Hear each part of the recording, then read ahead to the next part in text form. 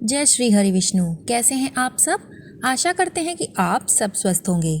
आज इस वीडियो में हम आपको सुनाएंगे वरुथनी एकादशी की व्रत कथा। इसके अलावा हम आपको ये भी बताएंगे कि पारण कब और कैसे करें और तुलसी पत्र कब तोड़ें। तो चलिए वीडियो को शुरू करते हैं। और वीडियो शुरू करने से पहले अगर आपने हमारा चैनल सब्सक्राइब नहीं किया है तो प्लीज़ हमारा चैनल सब्सक्राइब कर लीजिए और बेल आइकन प्रेस कर दीजिएगा ताकि आने वाले वीडियोज़ आपको टाइम पे मिलते रहें। तो चलिए सबसे पहले शुरू करते हैं वरुथनी एकादशी की व्रत कथा। अर्जुन श्री कृष्ण जी से कहते हैं कि हे प्रभु, वैशाख माह के कृष्ण पक्ष की एकादशी का क्या नाम है, उसका क्या विधान है और उसको करने से किस फल की प्राप्ति होती है? कृपा करके आप इसे मुझे विस्तार पूर्वक बताएं। अर्जुन की बात सुनकर श्री कृष्ण जी कहते हैं कि हे अर्जुन, वैशाख माह के कृष्ण पक्ष की एकादशी का नाम वरुथनी एकादशी है। इस एकादशी के व्रत को करने से सौभाग्य की प्राप्ति होती है। इस व्रत का उपवास जो भी व्यक्ति करता है उसके सभी पाप नष्ट हो जाते हैं और मनुष्य अपने इस जीवन में सुखों को भोग कर अंत में मोक्ष को प्राप्त करता है। वरुथनी एकादशी के प्रभाव से ही राजा मानधाता को स्वर्ग की प्राप्ति हुई थी। इस प्रकार धुंधुमार आदि भी स्वर्ग गए थे। वरुथनी एकादशी के उपवास का फल 10 सहस्त्र वर्ष तपस्या करने के फल के समान होता है। कुरुक्षेत्र में सूर्य ग्रहण के समय जो फल एक बार स्वर्ण दान करने से प्राप्त होता है, वही फल वरुथनी एकादशी का उपवास करने से प्राप्त होता है। इस व्रत के करने से प्राणी इहलोक और परलोक दोनों में सुख प्राप्त करते हैं और अंत में स्वर्ग के भागी बनते हैं। हे राजन, इस एकादशी का उपवास करने से मनुष्य को इहलोक में सुख और परलोक में मुक्ति की प्राप्ति होती है। शास्त्रों में कहा गया है कि घोड़े के दान से हाथी का दान श्रेष्ठ है, हाथी के दान से भूमि का दान श्रेष्ठ है, इसमें तिलों का दान श्रेष्ठ है, तिल के दान से श्रेष्ठ है स्वर्ण का दान तथा स्वर्ण के दान से श्रेष्ठ है अन्नदान। संसार में अन्नदान से श्रेष्ठ कोई भी दान नहीं है। अन्नदान से पितृ देवता, मनुष्य आदि सभी तृप्त हो जाते हैं।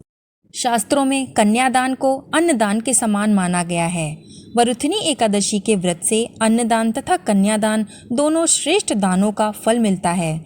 जो मनुष्य लालचवश कन्या से धन लेकर या फिर आलस्य तथा कमजोरी के कारण कन्या के धन का भक्षण करते हैं, वे प्रलय के अंत तक नरक को भोगते हैं या उनको अगले जन्म में बिलाव योनि में जाना पड़ता है।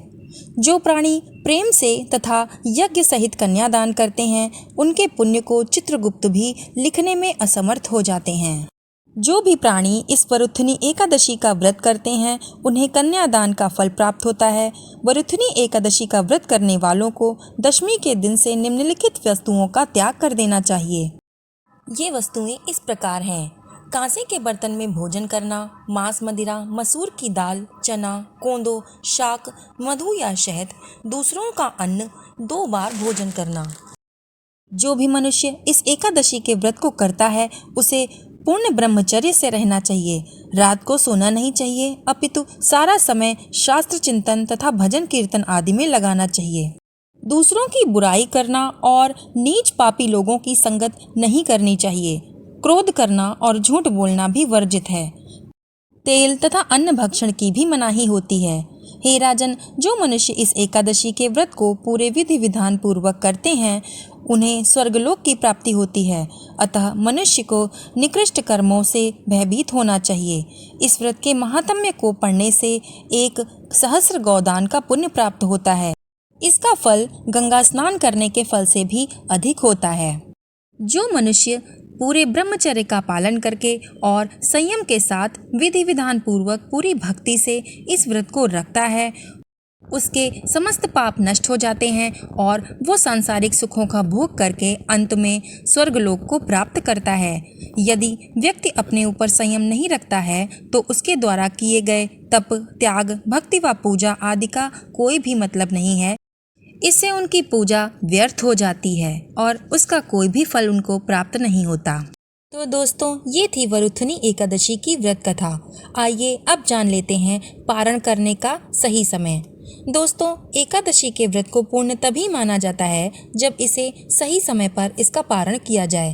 तो जानते हैं इसके पारण का सही समय। पारण करने का शुभ मुहूर्त रहेगा 5 मई रविवार सुबह 5:55 से सुबह 8:50 तक।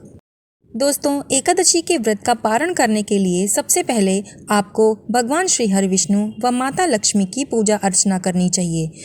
इसके बाद शुभ मुहूर्त में कुशा के जल या फिर तुलसी दल से व्रत का पारण करना चाहिए। अगर आपके पास कुशा का जल या फिर तुलसी दल उपलब्ध नहीं है तो आप फल खाकर भी इसका पारण कर सकते हैं।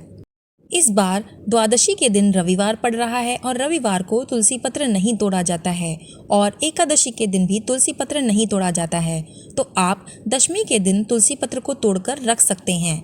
एक बार तोड़ा गया तुलसी का पत्र आप 7 दिनों तक इस्तेमाल कर सकते हैं, लेकिन एकादशी के दिन या फिर रविवार के दिन तुलसी पत्र को नहीं तोड़ना चाहिए।